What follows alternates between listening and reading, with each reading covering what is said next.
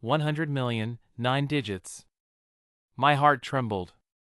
Was I the one in a billion lucky enough to win this fortune? I would buy a house.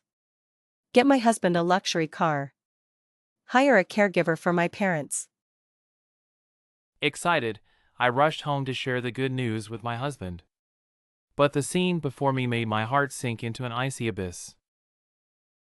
John, what's going on here? My husband was holding a girl in her early 20s, a mistress.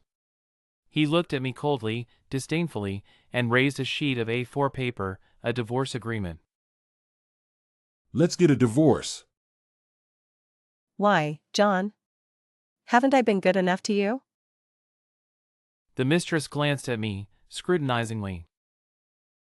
Don't you have a mirror at home? Your skin is so rough. Doesn't he buy you skincare products? Oh, I forgot. He doesn't understand these things. The gifts he gives me are the ones I pick out with him. She fiddled with her voluminous curls and continued. Even your own husband dislikes you. Be sensible, leave with nothing, and take your little one as far away as possible. The sooner, the better. This house is so tasteless. I need to hire someone to redecorate. How dare you? I raised my hand to slap her, but my husband John grabbed me. Try touching her and see what happens.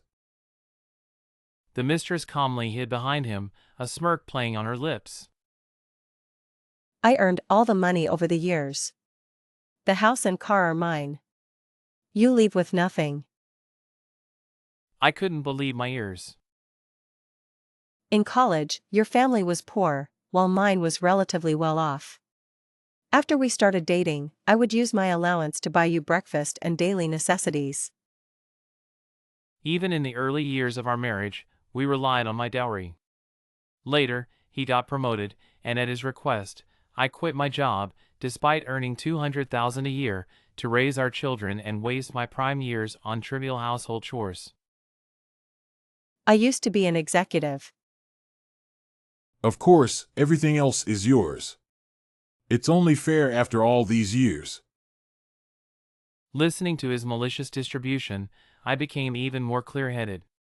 He held all the money and power, yet expected me to live with our daughter and the little savings left. I want to take everything that's mine from this house. Suit yourself. My husband said dismissively, tossing the agreement to me. Meanwhile, the mistress was already eagerly exploring the house. You'll regret this. We signed the agreement and parted ways. Life after the divorce wasn't bad. With money, I didn't need to work or do house chores, and I had time to spend with family and friends. One day, Sophia told me her brother Mark, who was studying finance in the US, was coming back and asked if I could join her to pick him up. Mark was 3 years younger than me, quiet by nature, and we often played together when we were kids. By 6 in the evening, the airport was brightly lit, almost like daytime. I saw a man, 185 centimeters tall, wearing sunglasses and carrying a suitcase, walking calmly towards us. Mark. I recognized him immediately. Apart from growing taller and more mature, his demeanor hadn't changed much. I drove on the way back, with Sophia in the back seat, but she asked her brother to sit in the front. My brother hasn't been here for a long time. He can enjoy the hometown scenery from the front seat. I heard you studied finance too, Emily? Maybe we can exchange ideas sometime. My little knowledge is nothing compared to yours. The car stopped at a nearby bubble tea shop. We sat down and ordered our favorite flavors. The cool breeze dispelled the fatigue of the day, making our long-awaited reunion even more exciting. Sweet love songs occasionally played in the bubble tea shop. This place hasn't changed much, has it? No, it feels just the same. Maybe even better with you here. Mark inhaled the aroma of the tea, took a gentle sip, and held the cup with both hands, slowly rotating it on the table. His gaze wandered from the table to the teacup, to the chandelier, and then to me. His gaze was intense and focused, making me feel flustered and uneasy. I instinctively lowered my head, thinking that being influenced by the open culture abroad really made a difference. So, how's work been? Busy but good. And you? How was your trip? After chatting for a while, I stood up to go to the restroom. Feeling a bit unwell, I lost my balance, my heel broke, and I twisted my ankle. The sudden pain made me break out in a cold sweat. Are you okay? I'm fine, just need a moment. I shook my head and used a napkin from the table to wipe the red mark on the seat. I realized my period had started. Did you hurt your foot? Does it hurt? I hadn't fully processed what he said when I felt something touch my ankle. I looked down. It was Mark. He squatted down, looking at my foot, gently pressing it with his hand. My face turned red, burning hot. Hold on to me. I can manage on my own. He carried me forward in large strides, and I noticed his ears turning red. As he held me, I could hear his strong, steady heartbeat. When I opened my eyes, I saw his gaze fixed on my chest, my V-neck shirt. I blushed furiously. He turned to look at my face, smiling at me. Almost there. Hang tight. At the restroom door, we ran into Sophia coming out. Sophia, can you help Emily inside? Nice necklace, by the way. Really? Too bad it's fake. My heart ached. This necklace was a gift from my ex-husband, who promised to buy a real one after we got married. But Your brother never treated me this well. embarrassed, I linked my arm with hers. I thought that was the end of it, but when I came out of the restroom, Mark was still waiting. Seeing me, he immediately squatted down in front of me, signaling for me to get on. I looked at his back, then at Sophia. Sophia shrugged, indicating she couldn't carry me. Seeing my right ankle swollen and burning, unable to touch the ground, I had to give in to reality and climbed onto his sturdy back. This young man is great, so caring and attentive to his partner. Such a perfect couple. Put me down, Mark. Sophia can help me. Isn't it right for a brother to carry his sister? I kept telling myself, there's nothing to be ashamed of, while wondering when he became so sharp-tongued. Mark carried me back to the seat and put me down. Seeing his face flushed and sweating, I apologized. Sorry for the trouble right after you got back. Don't mention it. I don't mind at all. Seeing you warms my heart. The next day, after dropping my daughter off at school, I was taken by surprise when I saw Mark at the kindergarten gate. Hey there. Mark had just finished his morning run, wearing a tight black tank top that highlighted his well-defined muscles. I glanced at him briefly before quickly looking away, feeling a bit embarrassed. You left something at my place. I was momentarily stunned and instinctively wanted to ask more, but he placed a finger on my lips to stop me. If you take it now, how about keeping me company? It's been a while since you last visited. I want to borrow you for a day. Softening my tone unconsciously, I asked, Where do you want to go? How about we check out Happy Park, where we used to play as kids? Sure, you still remember that place from our childhood? Yes, I'll never forget it. We both seemed to recall the scenes from our childhood at the same time. I remember one time when we were playing by the lake in the park, catching small fish. The soil by the lake's edge gave way, and I fell into the water. Panicked, I flailed around in the water, swallowing several mouthfuls of lake water. My feet couldn't touch the bottom, so I kept treading water desperately. I thought it was the end for me. Help! Someone's fallen into the water.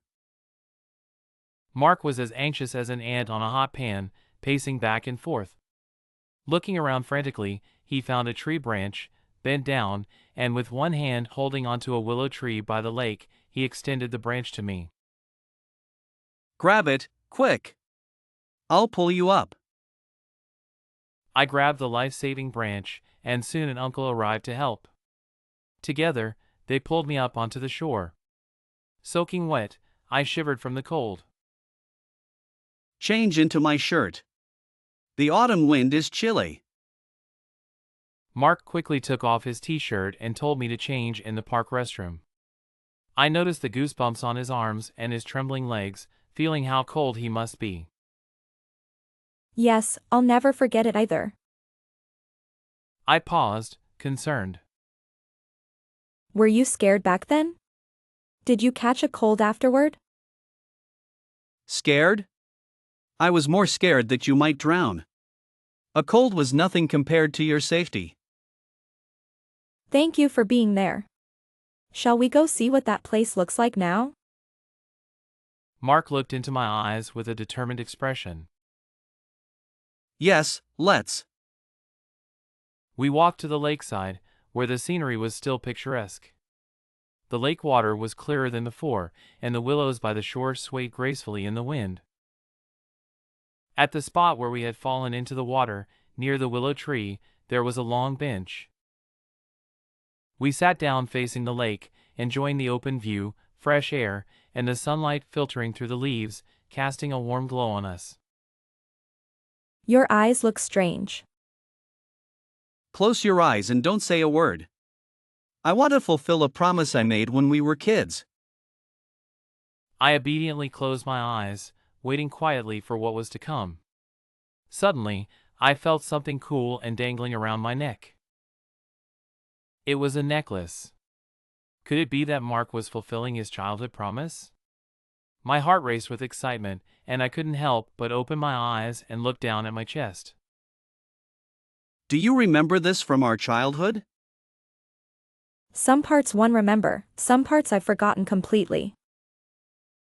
Sure enough, a golden necklace with a heart-shaped pendant was hanging around my neck. Serious, sister. You really have a selective memory.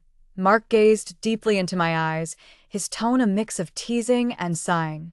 But don't worry, I'll help you remember everything, one piece at a time. Cheerful when we were kids, we loved making necklaces from the fruits of a wild plant. My friend could climb trees and would pick the sturdy, dark fruits that glistened in the sunlight. We'd string them together and wear them around our necks. They looked beautiful. Mine, however, were not so pretty. Sad the beads were uneven in size, shriveled, and varied in color. I couldn't climb trees, so I could only pick up the fruits that had fallen under the tree. Sad Emily's necklace is so unattractive. How can she even wear it? I'd have thrown it away long ago. Some kids mocked me. Tears of grievance streamed down my face. Comforting, don't cry. It's no big deal. I'll get you some. Mark came over, wiping my tears with his sleeve, comforting me like a little sister.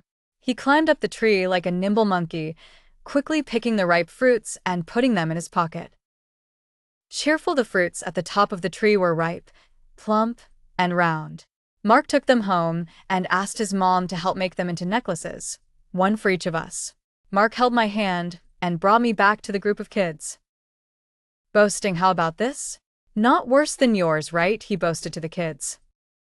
Envious, wow, they look like black pearls, so pretty, the kids said enviously. The kid who had mocked me looked at me, embarrassed, with eyes full of surprise. Mischievous, Emily, when I grow up, I'll buy you a big gold necklace, bigger and prettier than my mom's. Mark made a funny face on the way home, looking at my black pearl necklace. Hopeful, really? Reassuring, crossed my heart. Cheerful, the childhood memories are still vivid. My heart was filled with happiness. Mark brought my thoughts back to our childhood, making me reminisce about those simple times. Ernest, tomorrow night, I have a class reunion. I'd like to invite you to come with me. Would you? Serious Mark stood up, gently holding my face, his sincere eyes making it impossible to refuse. He wanted me to be more involved in his life. I paused for 3 seconds, pulling my thoughts from the past to the present. Cheerful, of course, I'd love to go to the reunion with you. Serious, I wanted to lift my spirits from the gloom of my recent separation, so I accepted his invitation. Cheerful, the reunion was at a well-known local farmhouse restaurant called Eat Without Gaining, with a spacious yard surrounded by mountains and fresh air. The architecture was rustic and elegant, with dragon carvings and paintings accessible only by a small cement road. Cheerful, we gathered in a small courtyard near the mountains, with a large round table filled with delicious, steaming dishes. All the classmates had arrived. Mark held my hand, smiling as he greeted everyone. We sat near the mountainside. I smiled and greeted everyone. Serious, they scrutinized our simple attire with disdainful glances. I looked at them, their faces glowing, adorned with brand names, gold chains around their necks, and gem-studded gold rings sparkling on their fingers. The women beside them were glamorous and bedecked with jewels. Serious, although Mark was a well-educated attorney, elegant and refined, his simple casual wear didn't exude wealth. Compared to his classmates, he seemed less impressive. I noticed Mark trying hard to stay composed, pretending to be calm. He had invested most of his money, and the little cash he had left was spent on buying me a gold necklace. Nonchalant, it's not easy for us to get together. Today, let's eat and drink to our heart's content. Relieved, the atmosphere was filled with whispers as everyone turned to look at me, their eyes observing my calm demeanor. The exquisite dishes on the table, worth at least 20,000 yuan, left them secretly amazed. Cheerful, everyone, please enjoy yourselves. Cheerful, the courtyard music began to play, Two Young Hearts. Let's perform a dance for everyone. We hope you enjoy it. Cheerful, gracefully, I took Mark's hand and led him to an open space near the mountain, breathing in the fresh air as we danced to the familiar music. You've had some dance training, haven't you? Yes, since childhood. Though we're not professionals, I think we're doing just fine. Cheerful, our classmates' gazes changed from when we first arrived. They now looked more relaxed, appreciative, and even a bit envious. Cheerful, Mark, you look genuinely happy. Your smile is more beautiful than blooming flowers. Cheerful, I am happy. This evening is turning out to be wonderful. Cheerful, everyone was toasting and chatting, enjoying the food and drinks. Serious, the bill is settled. I have a child at home who needs care, so I must leave. Please excuse me. Friendly, seeing that I was leaving, Mark also bid farewell to our classmates, offering to take me home. Teasing, leaving us for your girlfriend, huh? How heartless. Shy, I planned for us to split the bill today since it's quite a lot, and sharing the cost would be easier for everyone. Cheerful, Mark's girlfriend seems really nice. I overheard his classmates chatting and laughing. Friendly, I could sense Mark's happiness. Concerned, Mark, you've had a bit to drink. Let me drive. Serious, having had a bit to drink, Mark was slightly tipsy. I didn't want him to drive, worried about the safety of driving under the influence. Confused, sis, you're not wealthy and have many expenses. Why did you stand up for me? Was it to give me face? Serious, let's go home first. My daughter is waiting for me. Serious, I wanted to tell him I had money, but the words stuck in my throat. I couldn't bring myself to say it. Anxious, unexpectedly, the car broke down midway, and we couldn't continue.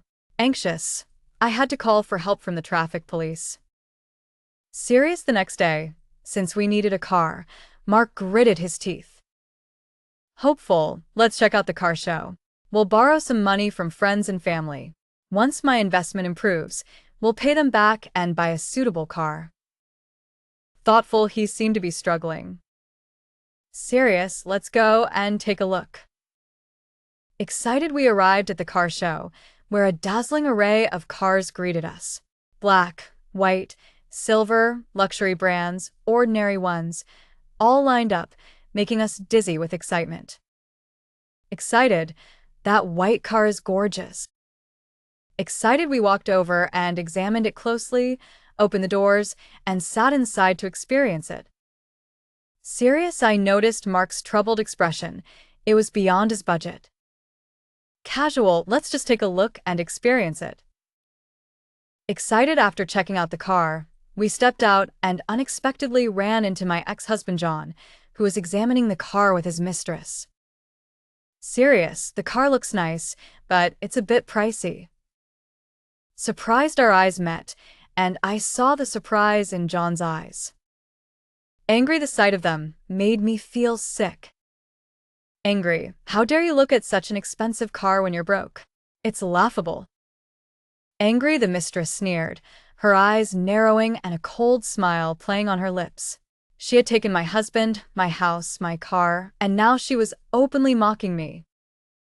Angry, I felt a surge of anger and glared at her, wishing I could slap her. But I thought better of it. Making a scene here would only embarrass me further. Angry, who are you calling broke? He demanded, raising his fist, ready to fight. Serious, Mark, don't dirty your precious hands. I'll take this BMW. Serious, I pulled Mark's hand and headed to the service desk to pay. Satisfied, out of the corner of my eye, I saw John's face freeze, turning into a living statue. The mistress's sneer twisted into shock. Satisfied, I hummed softly, a cold smile of satisfaction and bitterness mingling together. John purchased a BMW, costing over $1 million, leaving Mark anxious about the repayment. Emily, we need to return the BMW. I know you must have taken out a loan. Why stress yourself just to make a point? He didn't want Emily to bear the financial burden. Don't worry about it. Let's just use it for now. Emily wanted to reassure him about the money but couldn't bring herself to say it. Emily, did you make some money through investments? Just a little bit, thanks to what I learned from you. Emily blushed, feeling the pressure of spending money. Seeing her success in investments, Mark didn't press further. Without financial pressure, Mark treated Emily well, making her happy daily. She realized she couldn't live without him. One day, Emily invited Mark to ride a roller coaster. Mark, let's ride the roller coaster. During the ride, their bodies flew and souls chased. Mark turned, laughing. Emily, hold on. He held her head tightly and kissed her warmly. This sweet feeling had vanished before Emily's divorce. Immersed in happiness, their kiss went unaffected by the screams around them. Do you believe in the suspension bridge effect? Why not? The strong wind made it hard for Emily to breathe. I've liked you since we were kids. His loud confession moved Emily deeply. Really?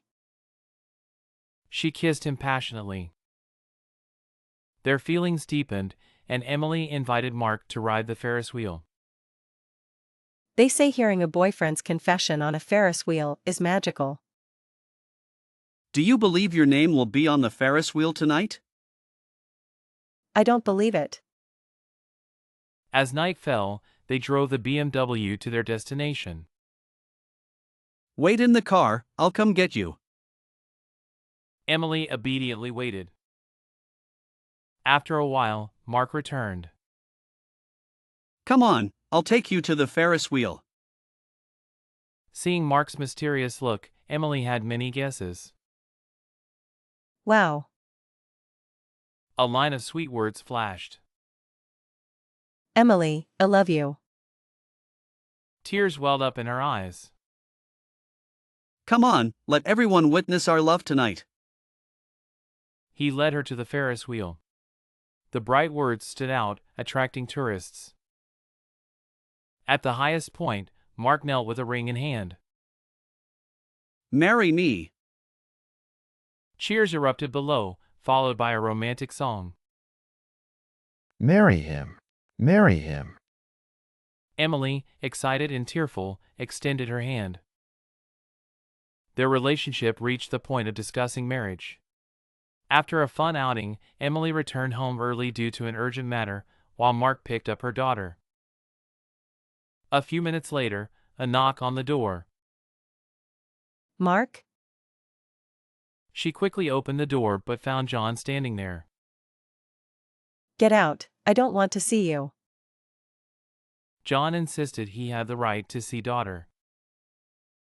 For daughter's sake, Emily reluctantly compromised. In the living room, John pleaded. Emily, let's get back together. It was all my fault. Please forgive me this once. I have no feelings for you anymore. I don't love you. She hoped her indifference would make him leave. Unexpectedly, John recounted their past, speaking with tears and emotion. I was foolish. I'm grateful for your care. Emily knew this was his old trick, but her heart was dead to him. If you want to. Just then, Mark arrived with daughter and knocked on the door. I opened the door, and Mark saw the scene, looking at me in surprise. Dad, why haven't you come home for so long? John picked up daughter. Daddy wants to come back, but Mommy won't let him. Be a good girl and help Daddy ask Mommy to let him come home. Mark was furious, his eyes blazing with anger. You and that woman, both greedy and unfaithful, deserve each other. Don't come and ruin a good woman's life. Get lost. John looked at Mark, remembering seeing him at the car show, and deliberately questioned him angrily. Who are you? Stop pestering her all the time. Who am I? I'm her fiancé. It's my right to be with whoever I want. John, realizing he was in the wrong, sneered sarcastically. Oh, a pretty boy looking for an easy life. Seems like you're not much better. What are you talking about? Who's looking for an easy life? Don't pretend. You're only with her for her money, aren't you? I had won $1 billion lottery, and I had to explain it clearly. That's nonsense. When you were making a big fuss about the separation, did you think about me for even a second? I tried so hard to keep you, holding the lottery ticket to tell you that I won, that our good days were coming. But you were determined to separate, not listening to a word I said, taking the house and the car, and heartlessly kicking me out with nothing, eager to be with that woman and live your carefree life. The lottery ticket was agreed to be mine. Now get out, I don't want to see you. The painful memories cut deep, but I had to stand my ground. I took out the agreement, and John was speechless. After sending John away, I wanted to explain to Mark, worried he might leave me. Because I had hidden the $1 billion lottery win, causing misunderstandings, I feared he would think I had ulterior motives. The air in the living room was tense, and we stood in silence for a few minutes. I wanted to speak but was afraid of making things worse.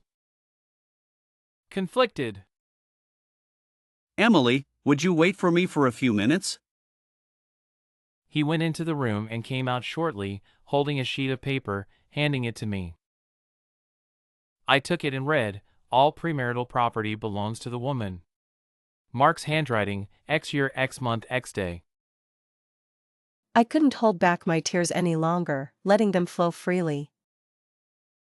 Sometimes having money feels less secure than not having it, right? With tears in my eyes, I hugged Mark tightly. We confirmed our relationship, and our feelings quickly deepened. I invited him to ride the Ferris wheel, as it's said to be a very happy thing to hear a boyfriend's confession on a Ferris wheel, something I had longed for. Do you believe your name will be on the Ferris wheel tonight? I don't believe it. Could he really take over the Ferris wheel for me? I didn't dare to ask further. As night fell, we drove the BMW to the Ferris wheel. Wait for me in the car, I'll come get you in a bit. I obediently waited in the car. After a while, Mark came running back. Come on, I'll take you to the Ferris wheel. Seeing Mark's mysterious and nervous look, I had 100 guesses about what he was doing for me. Wow. Emily, I love you. A line of sweet words flashed into my eyes. I was moved to tears. Come on, let the Ferris wheel witness our love tonight. Mark said, holding my hand as we walked towards the Ferris wheel. The sparkling words looked especially beautiful against the night sky, attracting many tourists. When the Ferris wheel reached its highest point, Mark knelt on one knee with flowers in hand, holding a ring. Marry me. I heard cheers and shouts from below. Then a romantic song started playing. Marry him. Marry him. Everyone was encouraging me. Overwhelmed with emotion, tears filled my eyes as I extended my hand for him to put the ring on. Our relationship had reached the point of discussing marriage. One day, after having fun outside, I had to return home early due to an urgent matter, while Mark went to pick up daughter. A few minutes after I got home, there was a knock on the door. Thinking it was Mark, I quickly opened the door. But it was John standing in front of me. Get out, I don't want to see you. Emily had no choice but to compromise for the sake of her daughter. In the living room, John pleaded with Emily. Emily, let's get back together. It was all my fault, I was confused for a moment. Please forgive me this once. I have no feelings for you anymore. I don't love you. She glanced at his disheveled appearance, hoping her indifference would make him leave. Unexpectedly, John started recounting how he pursued her, how he used to love her, and how grateful he was for her and her family's care. Remember how I chased after you? How much I loved you. Your family took care of me so well. Emily knew this was his old trick. In the past, as long as he said a few soft words, she would be coaxed into forgiving him. But this time, her heart was completely closed off to him. If you want to see our daughter, you can go to her school. Just then, Mark arrived with their daughter, knocking on the door. Emily opened the door, and Mark saw the scene, looking at her in surprise. Dad, why haven't you come home for so long? Daddy wants to come home too, but Mommy won't let him. Be a good girl and help Daddy. Ask Mommy to let Daddy come home. Mark's eyes blazed with anger. You and your mistress, both greedy and unfaithful, deserve each other. Stay away from decent women. Get out. John, recognizing Mark from the car show, angrily asked, Who are you? Stop hanging around her all the time. Who am I? I'm her fiancé. I have the right to be with whoever I want. John, realizing he had no standing, sneered. Oh, a kept man, living off her money. Doesn't seem like a decent person either. What are you talking about? Who's living off whom? Stop pretending. You're just with her for her money, aren't you? Nonsense. When you were making a scene about the divorce, did you ever think about me? I tried my best to keep you, holding the lottery ticket, wanting to tell you that I had won, and our good days were coming. But you were determined to divorce, not listening to a word I said, taking the house and the car, and heartlessly kicking me out, eager to be with your mistress. Emily took out the agreement, and John had nothing to say. After sending John away, Emily wanted to explain to Mark, fearing he might leave her. She had hidden the fact that she won $1 billion in the lottery, causing misunderstandings. She worried he might think she had ulterior motives. The air in the living room was tense. They stood in silence for a few minutes. Emily hesitated, afraid that explaining might make things worse. Suddenly, Mark spoke. Emily, can you wait for me for a few minutes? He went into the room and came out shortly, holding up a piece of A4 paper, handing it to her. Emily took it and read, "All premarital assets belong to the woman. Mark's handwriting, X year, X month, X day." She couldn't hold back her tears any longer, letting them flow freely. Sometimes having money feels less secure than having none, right? Through her tear-filled eyes, Emily hugged Mark tightly. John came to reconcile with Emily because his life wasn't going well. After seeing her buy a BMW at the car show, his mistress had a huge fight with him, accusing him of hiding money from her, causing a rift between them. Their relationship deteriorated, leading to frequent arguments and chaos. John had been the second in command at his company, with a high salary. His mistress was attracted to his high income, wanting to live a wealthy life with him. But the company boss found out about his infidelity and his affair, suspecting he was spending company money. After investigating, they discovered he had been embezzling funds. So, the boss fired him. With no income and unable to find a good job, he returned home to constant arguments with his mistress, which escalated.